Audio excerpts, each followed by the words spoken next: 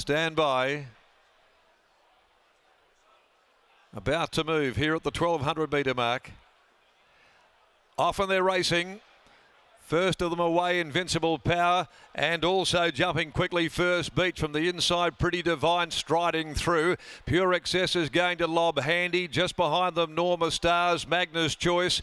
Over on the inside behind those, getting going is Miss Esprit, followed by Clean 'em Up, dropping back into the field. False Statement, and out the back is Canny Rock at the 800 metres mark, and Pretty Divine not going along at a great pace. She's well held in front, leads the way. Sparkle Corner had strode to second, and then Invincible Power third. First Beach right off the course, being followed in the middle by the filly Pure Excess, joined on the rails by Miss Esprit. Over on the rails then Norma Stars, Magnus Choice is following First Beach to the home turn, and the last trio, they included Clean 'em Up, False Statement, Canny Rock with the job in front of it. At the top of the home straight, the mare Pretty Divine kicks two in front. Sparkle Corner down the outside. First Beach behind them. Pure Excess went through back towards the rail. Magnus Choice taking a day to build as First Beach reaches the lead. 100 from home, and First Beach kicks away. Magnus Choice is in pursuit, charging, but First Beach is in front, and it's First Beach.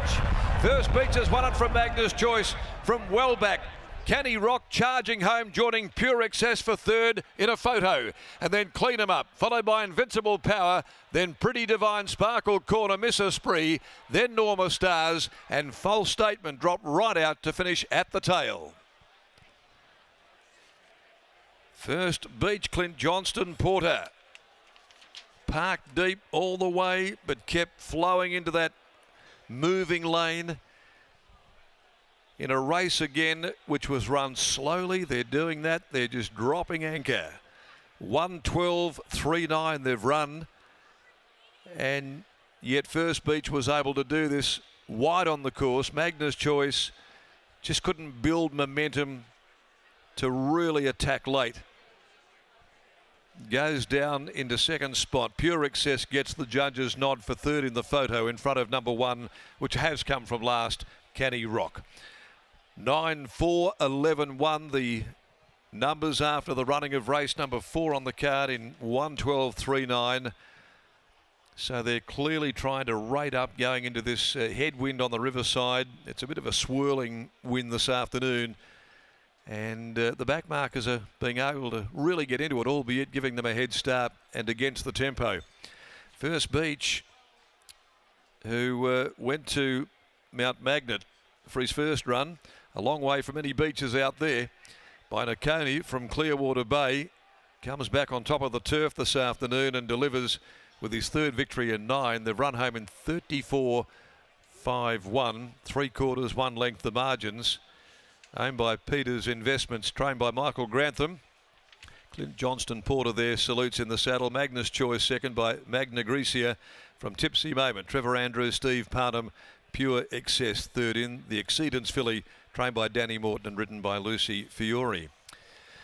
Race 5 today, the Jade Canane Handicap over 1600 XL Train. The first of our scratchings. Number 1 is out. 9 will do battle as we join Lockie back in the enclosure. He's there undercover at the moment downstairs. We'll take you down there now. And at First Beach, who went out into the wilderness for his first run back this time around. Thanks, Darren. Well, we'll start there with winning owner Bob Peters. Bob, First Beach, first up, he went to Mount Magnet. How was that experience having a runner at Mount Magnet as an owner, and how did the horse enjoy the experience as well? Oh, I did him some good, I think, because he dropped a bit of weight. First Beach, what have you made of his career to date? From afar, he's always looked like a horse that has had ability to measure up at this level, but he, for whatever reason, hasn't been able to quite put it together. He's got ability, but he's just so big and bulky, and it's taken a long time. And after getting beaten at Mount Magnet, we decided, and Michael's done a wonderful job of it, that we just had to get the weight off him somehow or other. And today, when I went down to look at him, I remarked to Kelly that he trimmed up a lot, and but she said he's still big, so let's hope.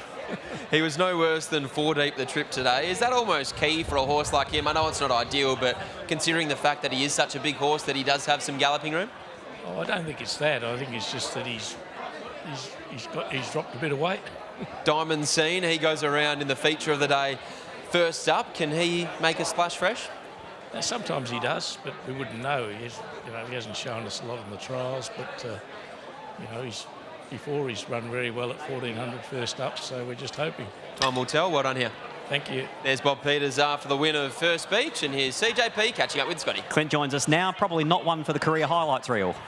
No, definitely felt like a 4 kilo claimer then. It was horrible. Tried to be smart and try to go forwards, and I just didn't have the speed to be there, so I was just out wide, doing it tough. Worked out well in the end. Yeah, maybe that's where Austin went amiss. Down at Mount Magnet there, he had a bit of cover, rode at a treat, and it didn't work, and I carved it up, and he just kept running. How long would it have been since Clint Johnston-Porter's ridden on the dirt? It's been a while. I think the last time was Broome, maybe. Probably 5 years ago. I try and avoid dirt. I don't go good on the dirt. Top of the home straight, were you wary that you'd done a bit of work and thinking that you might be a bit vulnerable? Well, he was half hanging real bad around the corner and that, and from that he was sort of just running through the bridle. So when I got to about the 150 and I had to go for him, he actually ran in. Well, it was weird, and it caught me off guard and probably caught himself off guard, and that's probably what kept him going. Diamond seen in these colours today in the Eurythmic. Expectation for him? As long as I give it a better ride than I just did then, I'll be happy. It's a low bar. Well done. Thank you. There's Clint Johnston-Porter, very honest and candid as always. He combines with Peters Investments, Michael Grantham and First Beach to take out race 4 here at Ascot.